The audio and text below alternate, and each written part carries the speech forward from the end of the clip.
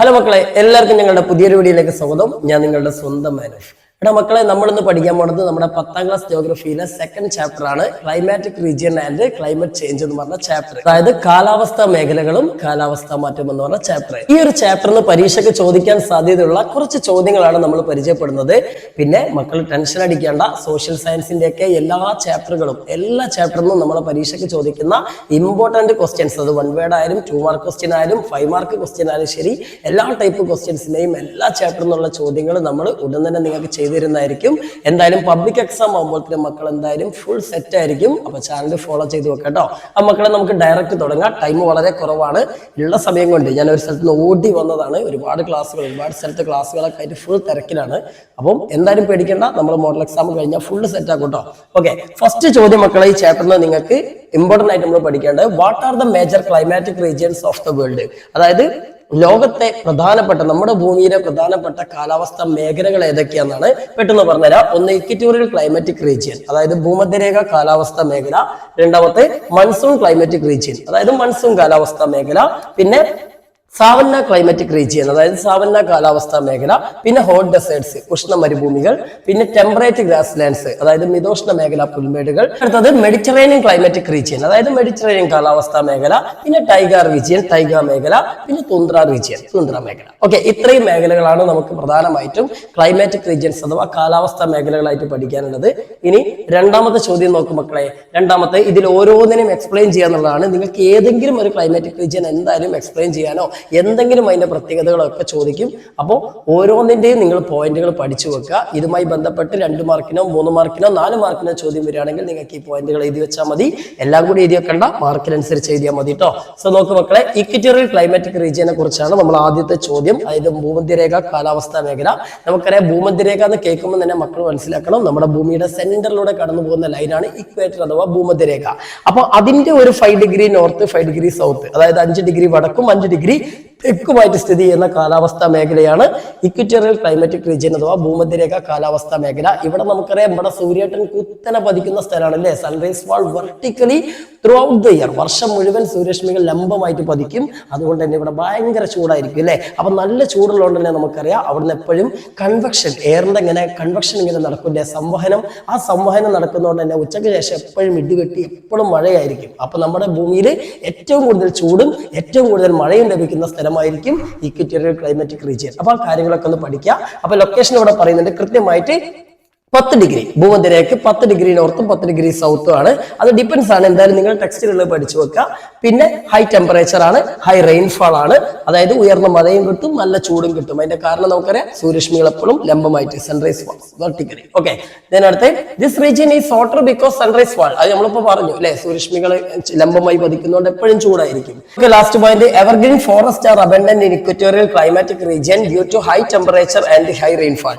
എപ്പോഴും നല്ല മഴയും അതേപോലെ തന്നെ നല്ല ചൂട് ആയതുകൊണ്ട് തന്നെ ഇവിടെ എപ്പോഴും എവർഗ്രീൻ ഫോറസ്റ്റുകൾ, നിത്യഹരിത വനങ്ങളായിരിക്കും. നല്ല മഴ കിട്ടുന്നതുകൊണ്ടും നല്ല ചൂട് കിട്ടുന്നതുകൊണ്ടും അവിടുത്തെ മരങ്ങളൊന്നും ഒരിക്കലും എന്താവില്ല, ഇല പൊഴിക്കുകയോ അല്ലെങ്കിൽ എപ്പോഴെങ്കിലും ഉണങ്ങിക്കരിഞ്ഞു പോകും, അങ്ങനെ ഒന്നുമില്ല. എപ്പോഴും നല്ല പച്ചപ്പുള്ള നിത്യഹരിത വനങ്ങൾ, എവർഗ്രീൻ റെയിൻ ഫോറസ്റ്റുകളായിരിക്കും ഇവിടെ കാണപ്പെടുക. അപ്പൊ മക്കൾ ഈ പോയിന്റുകൾ പഠിക്കുക.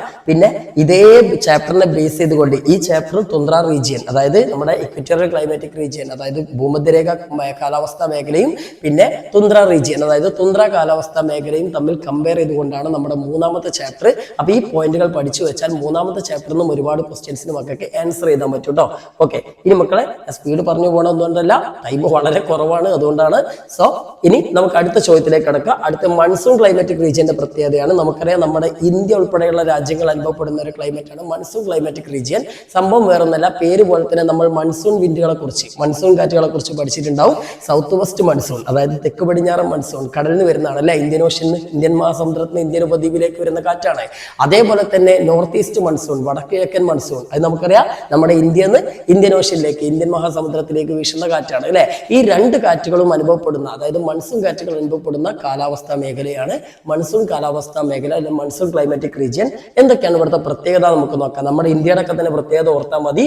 സോ ഇവിടെ പറയുന്നുണ്ട്, This climatic region extends between 5 degree and 30 degree north and south of the equator. അപ്പോൾ നമ്മുടെ ഭൂമധ്യരേഖയ്ക്ക് 5 മുതൽ 30 ഡിഗ്രി വരെ വടക്കും തെക്കുമായിട്ടാണ് കാണപ്പെടുന്നത്. പിന്നെ this region is known as monsoon climatic region because of the influence of monsoon winds. Monsoon കാറ്റുകളുടെ സ്വാധീനം കൊണ്ടാണ് ഈ കാലാവസ്ഥാ മേഖലയ്ക്ക് മൺസൂൺ ക്ലൈമാറ്റിക് റീജിയൻ എന്ന പേര് വന്നത്. പിന്നെ monsoon climate experience in many regions like Indian sub continent, Australia, Africa, south America and north America. പറയേണ്ട ആവശ്യമില്ലല്ലോ. അതായത് ഇന്ത്യൻ ഉപഭൂഖണ്ഡത്തിലും പിന്നെ ഓസ്ട്രേലിയ, ആഫ്രിക്ക അങ്ങനെ കുറേ സ്ഥലത്ത് ഈ ഒരു ക്ലൈമാറ്റിക് റീജിയൻ അനുഭവപ്പെടുന്നുണ്ട്. പിന്നെ long and humid summer and short dry winter in monsoon climatic regions. Diurnal range of temperature is very low in coastal areas and very high in the interiors.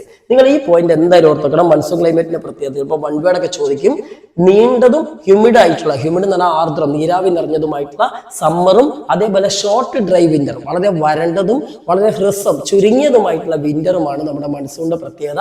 പിന്നെ പകൽ സമയത്തൊക്കെ ഡയോർണൽ റേഞ്ച് ഓഫ് ടെമ്പറേച്ചർ, അതായത് ദൈനിക താപാന്തരമൊക്കെ ഭയങ്കര കൂടുതലായിരിക്കും ഇവിടെ. അതായത് പകൽ സമയത്തൊക്കെ ഭയങ്കര ചൂടായിരിക്കും, പ്രത്യേകിച്ച് സമ്മർ സീസണിലൊക്കെ. അത് നമുക്ക് നമ്മുടെ ഇന്ത്യയുടെ അവസ്ഥ നോക്കിയാൽ അറിയല്ലോ അല്ലെ. പിന്നെ അടുത്തത് എന്താ ഇവിടുത്തെ പ്രത്യേകത? This region includes areas receiving annual rainfall from 50 centimetre to 1000 centimetre. അത്യാവശ്യം ചൂടുള്ളതുകൊണ്ട് തന്നെ ഇപ്പൊ നമുക്കറിയാം ലോകത്തന്നെ ഏറ്റവും കൂടുതൽ മഴ ലഭിക്കുന്ന ചിറാപുഞ്ചി, മൗസിൻഗ്രാം പോലുള്ള സ്ഥലങ്ങളൊക്കെ നമ്മുടെ ഇന്ത്യയിലല്ലേ. അപ്പൊ ഈ മൺസൂൺ ക്ലൈമാറ്റിക് റീജിയന്റെ പ്രത്യേകത എന്ന് പറഞ്ഞാൽ 1000 സെന്റിമീറ്റർ വരെ വർഷത്തിൽ മഴ ലഭിക്കുന്ന, അതായത് ഏറ്റവും കൂടുതൽ ഹെവി റെയിൻഫാൾ ലഭിക്കുന്ന സ്ഥലങ്ങൾ ഈ മൺസൂൺ ക്ലൈമാറ്റിക് റീജിയനിലുണ്ട്. അതേപോലെ തന്നെ വെറും 50 സെന്റിമീറ്റർ മഴ ലഭിക്കുന്ന, മഴ വളരെ കുറവ് ലഭിക്കുന്ന സ്ഥലങ്ങളും ഇവിടെ ഉണ്ട്. അപ്പൊ ഇവിടുത്തെ ഒരു ആനുവൽ റെയിൻഫാളിന്റെ റേഞ്ച് എന്ന് പറഞ്ഞാൽ 50 സെന്റിമീറ്റർ ടു 1000 സെന്റിമീറ്റർ ആണ്. ഭൂമധ്യരേഖത്തെ അവസ്ഥ നമ്മൾ പറഞ്ഞു, ഇക്വറ്റോറിയൽ ക്ലൈമാറ്റിക് റീജിയനിൽ ഫുൾ ടൈം മഴയാണെന്ന് പറഞ്ഞു. എന്നാൽ ഇവിടെ ഇങ്ങനെയാണ്. ഇനി വെജിറ്റേഷന്റെ കാര്യം നോക്കുകയാണെങ്കിൽ, സസ്യജാലങ്ങളുടെ കാര്യം നോക്കുകയാണെങ്കിൽ evergreen and deciduous trees are generally found here. അപ്പൊ എവർഗ്രീൻ എന്ന് പറഞ്ഞാൽ നമ്മൾ നേരത്തെ പറഞ്ഞ ഇക്വറ്റോറിയൽ ക്ലൈമാറ്റിക് റീജിയൻ, ഭൂമധ്യരേഖാ പ്രദേശത്ത് കാണപ്പെടുന്ന ഒരിക്കലും ഇല പൊഴിയാത്ത നല്ല എവർഗ്രീൻ നിത്യഹരിത മരങ്ങൾ അത് ഇവിടെയും കാണുന്നുണ്ട്. കാരണം ഇവിടെ അത്യാവശ്യം മഴയും ചൂടൊക്കെ അല്ലേ, അപ്പൊ ഇവിടെയും കാണപ്പെടുന്നുണ്ട്. പക്ഷെ ഇവിടെ ഏറ്റവും കൂടുതൽ കാണപ്പെടുന്ന ഡെസിഡസ് ട്രീസ് എന്ന് പറയുന്ന ഇല പൊഴിയുന്ന മരങ്ങളാണ്, നമ്മുടെ തേക്കൊക്കെ പോലുള്ള മരങ്ങൾ. ഈ മരങ്ങൾ എന്താ വിചാരിച്ചാൽ വിന്റർ സീസണൊക്കെ, ഓട്ടം സീസണൊക്കെ ആയി കഴിഞ്ഞാൽ എന്ത് ചെയ്യും? ഇലകൾ പൊഴിക്കും അല്ലെ. ശിശിരകാലൊക്കെ ആയി കഴിഞ്ഞാൽ ഇലകളൊക്കെ പൊഴിക്കും. അപ്പൊ അങ്ങനെയുള്ള മരങ്ങളാണ് ഇവിടെ ഏറ്റവും കൂടുതൽ കാണപ്പെടുന്നതെന്ന് മനസ്സിലാക്കുക. Point, monsoon region is one of the most densely populated areas in the world. നമ്മുടെ ഇന്ത്യ നോക്കിയാൽ മതി, ലോകത്തെ ഏറ്റവും കൂടുതൽ ജനസംഖ്യയുള്ള രാജ്യമാണ് നമ്മുടെ ഇന്ത്യ അല്ലെ. അപ്പം മൺസൂൺ ക്ലൈമാറ്റിക് റീജിയനിലൊക്കെ പൊതുവെ നല്ല പോപ്പുലേഷൻ ഉണ്ടായിരിക്കും. കാരണം കൃഷിക്കൊക്കെ അനുയോജ്യമായ ക്ലൈമറ്റ് ആയതുകൊണ്ട് ജനസംഖ്യ പൊതുവെ കൂടുതലുള്ള ഒരു ക്ലൈമാറ്റിക് റീജിയൻ, കാലാവസ്ഥാ മേഖലയാണ് മൺസൂൺ ക്ലൈമാറ്റിക് റീജിയൻ. ഓക്കെ അല്ലേ മക്കളെ? ഇനി അടുത്ത പോയിന്റ് പറയുകയാണെങ്കിൽ, tropical crops like rice, sugar cane, jute, cotton, tea and coffee are cultivated here.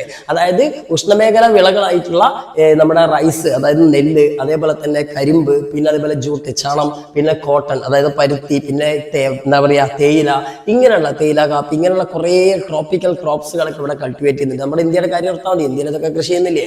പിന്നെ intensive subsistence agriculture and shifting cultivation are exist here.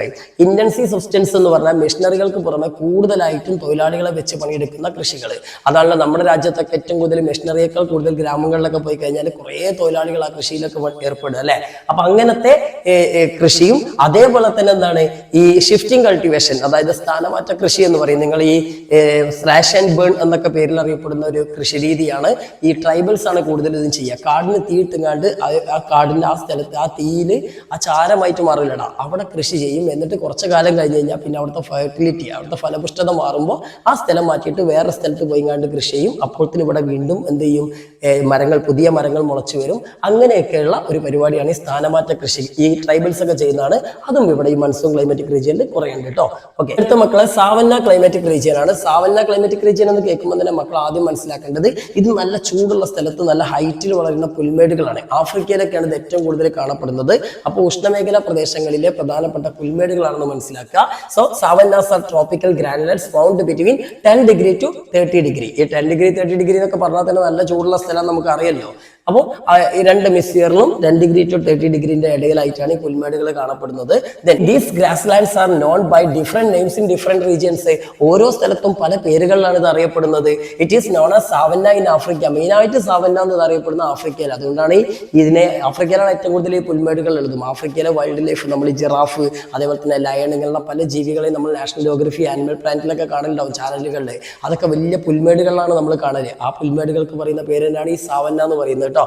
So okay, Calmpose എന്നാണ് southern ബ്രസീലിൽ ഇത് അറിയപ്പെടുന്നത്, ലാനോസ് എന്നാണ് ഇത് വെനസ്വേലയിൽ അറിയപ്പെടുന്നത്. ചിലപ്പോൾ വൺ വേർഡ് ആയിട്ടോ മാച്ച് ദ ഫോളോയിങ് ആയിട്ടൊക്കെ ചോദിക്കും, ചിലപ്പോൾ മാപ്പിൽ അടയാളപ്പെടുത്താനുണ്ടാവും, അതൊക്കെ ഒന്ന് പഠിച്ചു വെക്കാം കേട്ടോ. Then tropical grass lands have hot and humid summers and cool and dry winter's. ഈ പോയിന്റുകൾ എന്തായാലും പഠിച്ചേക്കണം.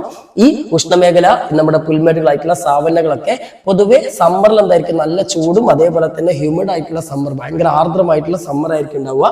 പിന്നെ വിന്റർ ആയി കഴിഞ്ഞാൽ വിന്റർ പൊതുവെ ഡ്രൈ ആ, മഴയൊന്നും ഉണ്ടാവില്ല, പിന്നെ നല്ല തണുപ്പുമായിരിക്കും. ഓക്കെ, ഇനി the annual average temperature here is between 21 and 32 degrees Celsius. 21-നും 32-നും ഇടയിലൊക്കെ ആയിരിക്കും വാർഷിക താപനില ഉണ്ടാവും കേട്ടോ.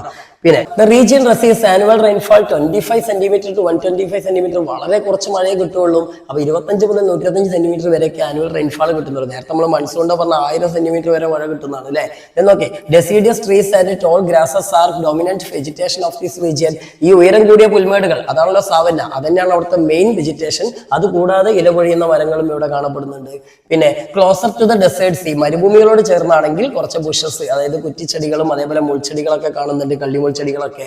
പിന്നെ ഹെർബിവോറസ് ലൈക്ക് ജിറാഫ്സ്, അതേപോലെ തന്നെ zebras about these grass lands. അതായത് നമ്മൾ ഇവിടെ ഈ ഗ്രാസ് ലാൻഡിലേക്ക് പോയി കഴിഞ്ഞാൽ ജിറാഫ് അതേപോലെ തന്നെ സീബ്രകളൊക്കെ പോലുള്ള കുറെ സസ്യബുക്കുകൾ അവിടെ കാണാം. പിന്നെ കാർണിവോറസ്, നമ്മുടെ മാംസബുക്കുകളായിട്ട് ലയൺ, ടൈഗർ ഇങ്ങനെയുള്ള ഇനം കാണാം. ഓക്കെ, ഇതൊക്കെ അവിടുത്തെ പ്രത്യേകതകളാണ്. നമുക്ക് ഈ ആഫ്രിക്കയിലൊക്കെ പോയി കഴിഞ്ഞാൽ ഇങ്ങനെയുള്ള ജീവജാലങ്ങളൊക്കെ കാണാം കേട്ടോ. ദെൻ അടുത്തത് although soil found here fertile. ഇവിടെയുള്ള മണ്ണിനൊക്കെ നല്ല ഫെർട്ടിലിറ്റി, നല്ല ഫലപുഷ്ടമാണ്. പക്ഷെ എന്താ, ഏറ്റവും ലോ റെയിൻഫാൾ. പക്ഷെ മഴ വളരെ കുറവല്ലടാ. മഴ ഇല്ലെങ്കിൽ പിന്നെ കൃഷി ചെയ്യാൻ പറ്റുമോ? എന്താ, dry farming that requires less amount of water is adopted. അവിടെ ചെറിയ രീതിയിൽ ഫാമിംഗ് നടക്കുന്നുണ്ട്, കൃഷി നടക്കുന്നുണ്ട്. അതിന്റെ ഡ്രൈ ഫാമിംഗ്, അതായത് അധികം വെള്ളം ആവശ്യമില്ലാത്ത വിളകളൊക്കെയാണ് ഇവർ കൃഷി ചെയ്യുന്നത്. മനസ്സിലാക്കുക കേട്ടോ.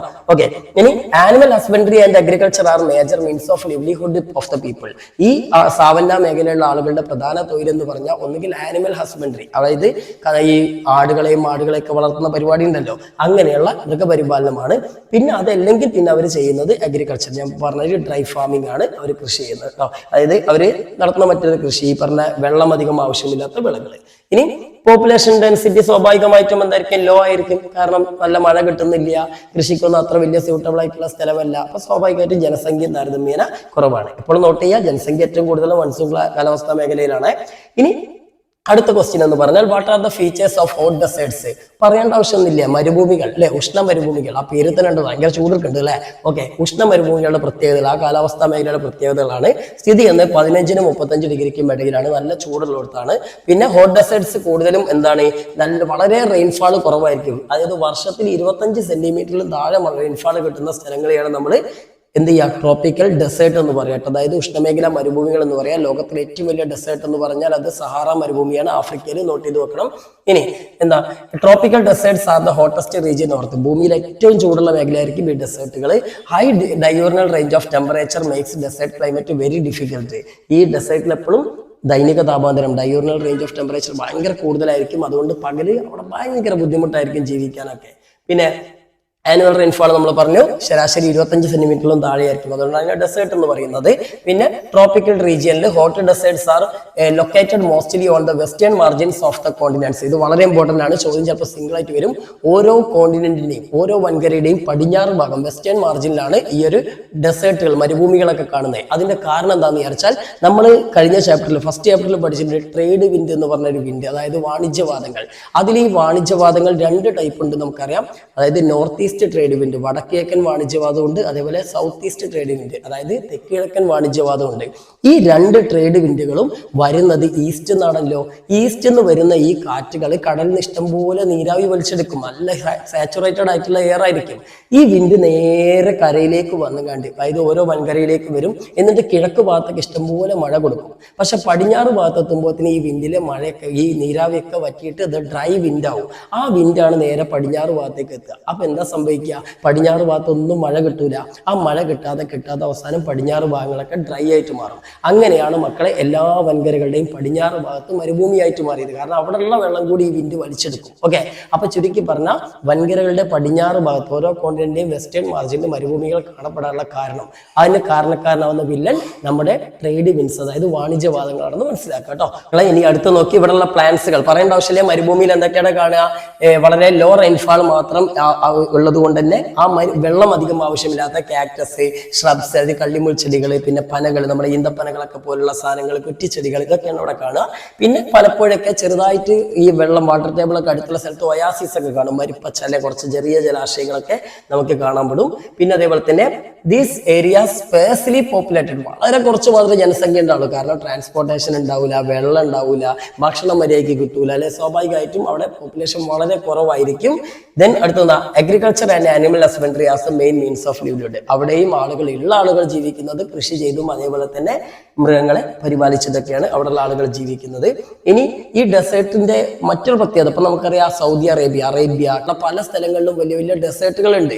ഈ ഡെസേർട്ടുകൾ ഒരുപാട് മിനറൽസ് ഈയിടെയായിട്ട് കണ്ടെത്തിയിട്ടുണ്ട്. അപ്പൊ അതുകൊണ്ട് തന്നെ ഇപ്പൊ നമുക്കറിയാം അറേബ്യയുടെ ഏറ്റവും വലിയ ഒരു ഡെവലപ്മെന്റിന്റെ കാരണം തന്നെ, ആ രാജ്യങ്ങളൊക്കെ ഏറ്റവും ഡെവലപ്പ് ആവാനുള്ള കാരണം തന്നെ അവിടുത്തെ മരുഭൂമികളിൽ നിന്ന് എണ്ണ കണ്ടെത്തിയതാണ്. ഇതുപോലെ തന്നെ ലോകത്ത് പല മരുഭൂമികളിൽ നിന്നും പലതരത്തിലുള്ള മിനറൽസ് കണ്ടെത്തിയതുകൊണ്ട് ഡെസേർട്ടുകളൊക്കെ ഇന്നിപ്പം ആളുകൾ കണ്ടുവെക്കുന്ന സാമ്പത്തിക സ്രോതസ്സുകളാണ്. അതാണ് ഇവിടെ പറയുന്നത് എക്കണോമിക്കലി വാല്യുബിൾ മിനറൽസ് അവിടുന്ന് കണ്ടെത്തിയിട്ടുണ്ട്. ഉദാഹരണത്തിന് ഗോൾഡ് മൈനിങ്, ഗോൾഡ് എവിടുത്തെ ഡെസേർട്ടിൽ നിന്ന് കണ്ടെത്തിയിട്ടുണ്ട്? ഓസ്ട്രേലിയത്തെ.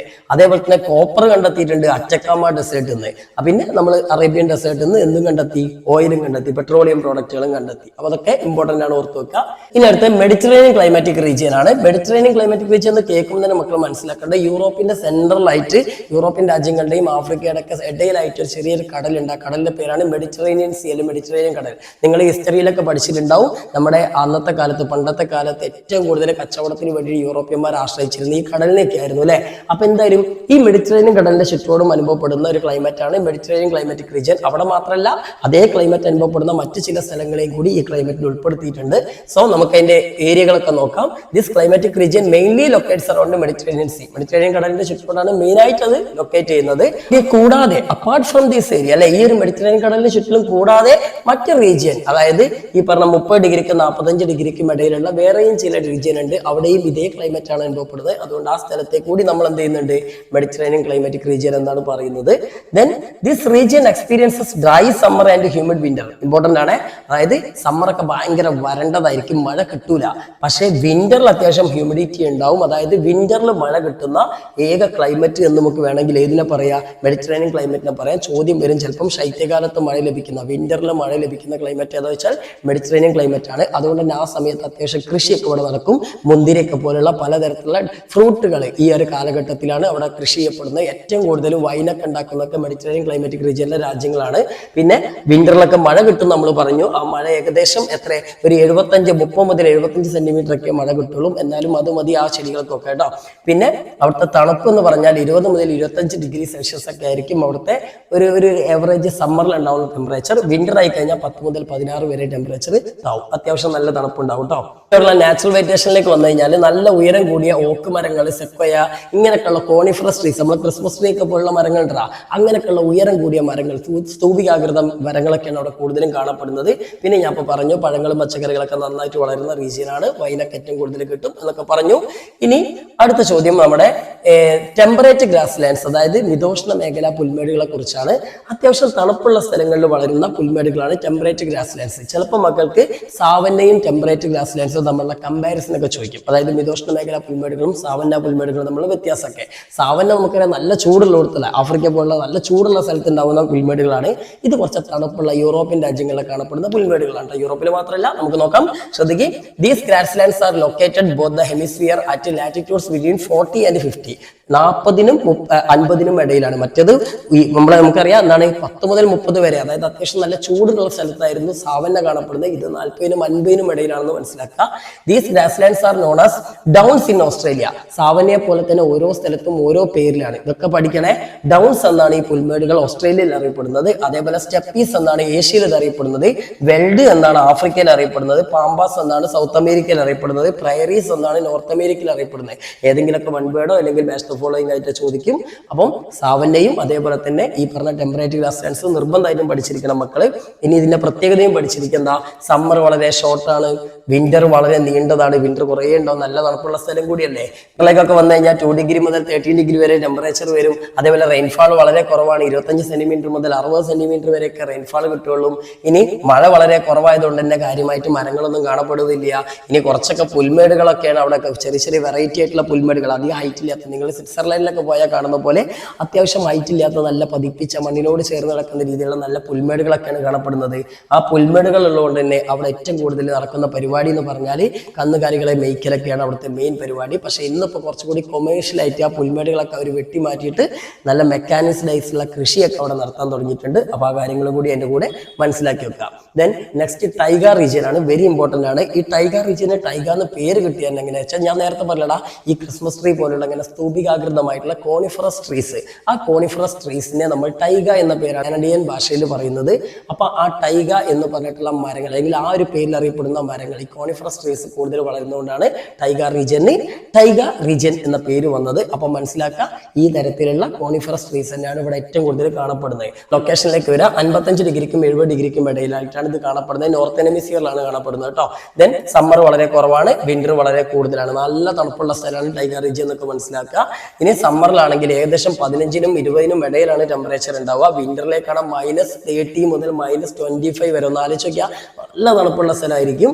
ഇനി ഇവിടെ മഴ വളരെ കുറവായിരിക്കും, അഥവാ 50 സെന്റിമീറ്റർ 70 സെന്റിമീറ്റർ ഒക്കെയാണ് മഴ പെയ്യുക. ഇനി വിന്ററിലാണെങ്കിൽ ഫുള്ള് മഞ്ഞ് വീഴ്ചയായിരിക്കും, കാരണം -ഡിഗ്രിയിലൊക്കെ തണുപ്പെത്തി കഴിഞ്ഞാൽ പിന്നെ മഴ പെയ്യില്ലല്ലോ.